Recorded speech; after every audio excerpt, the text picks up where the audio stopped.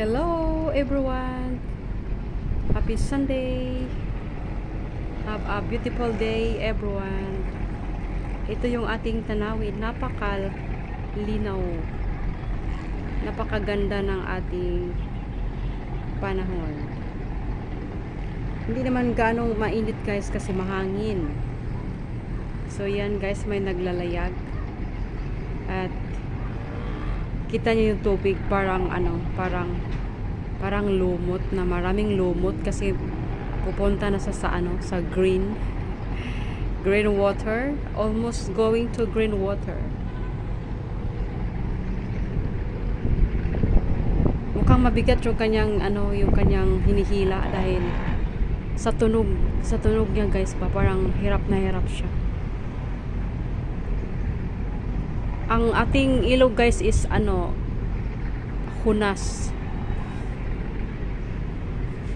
Low tide kasi ayan makikita natin yung mga bato sa gilid na natuyo dahil sa init at hangin. Pero parang pa siya, paakyat na yung tubig.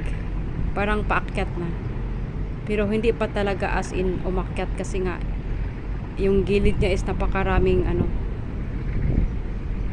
tuyo yung mga bato. At ayun, may mga bata pa akong natatanaw sa gilid guys na naglalaro or naglalakad. Ang daming basura ng gilid, bawat gilid ginawa yata nilang tapunan guys kasi nga nakita ko talaga guys isang beses na nag-jogging ako guys papuntang Guadalupe Market, tapos mayroong taong tumatawid from the right side papuntang left side, na tatawid siya papuntang ilog, nagdala ng isang sakong basura.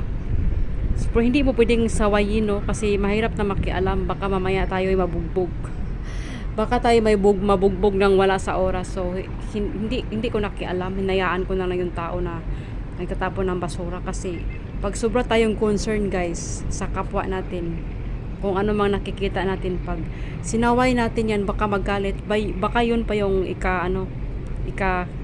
tigil ng ating mundo, ating buhay. Kaya hindi ko nakialam, hinayaan ko na lang, hayaan na lang yung ibang tao na magsaway sa kanila.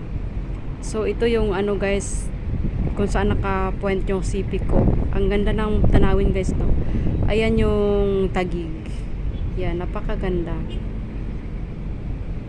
Parang Makati na rin siya guys yung Taguig. Napakadaming mga matataas na gusali. Kung dati-rati nang dumadaan pa kami dyan, or dyan nag-aaral yung mga alaga namin, hindi pa ganun kadami. Pero ngayon, ayan napakadami.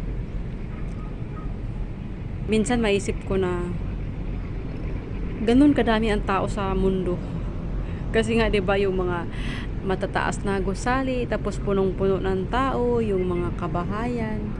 Ganun kadami. Noong nasa probinsya pa ako noon, hindi ko iniisip or wala akong magdahom na inani day ang Manila ba. Wala akong magdahom na inani day ang Manila, kakuan kadaghang balay, kadaghang buildings, kadaghang unsa pa diha. Wala akong magdahom kung inani day kakuan kag itsura ba. Inani day, wala akong magdahom. Atong dito pa ko sa noon pa ko sa amin. O malayo-layo na siya guys. Naglilinis ako dito sa balcony dahil yung ihi ng alaga ko is kumakalat. Tapos naririnig ko itong cargo, kaya nagkuha ako ng safety. Imbis na naka-charge yung cellphone ko guys, pinakailaman. Ayan yung nilinis ko kasi nagkampat-kampat yung mga ihi nila guys. Kampat-kampat. Nag-live ako kaninang umaga pala guys. Doon kami sa Dasmariñas Village. Ayun, nakapag-live ako doon kasi hinahanap ko yung yung wifi nandoon sa cellphone ni ate. Mabuti ka mo nakita ko yung password o di nakapag-live. Babalik daw kami doon sa every other day kami magpunta sa Tuesday. So pupunta naman na kami doon sa Tuesday, so makapag-live na naman ako ng saglitan doon. So yun guys, hanggang dito na lang. Maraming salamat. Na lang ako guys, na Natutuwa lang ako sa naririnig ko itong cargo. So, ayan. Tingnan nyo naman yung ating ilog. Kasing kulay na ng dahon. Ayan yung mga leaves dyan, mga puno. Kasing kulay na yung water. So, sabi ko nga 3 times yan siya palit.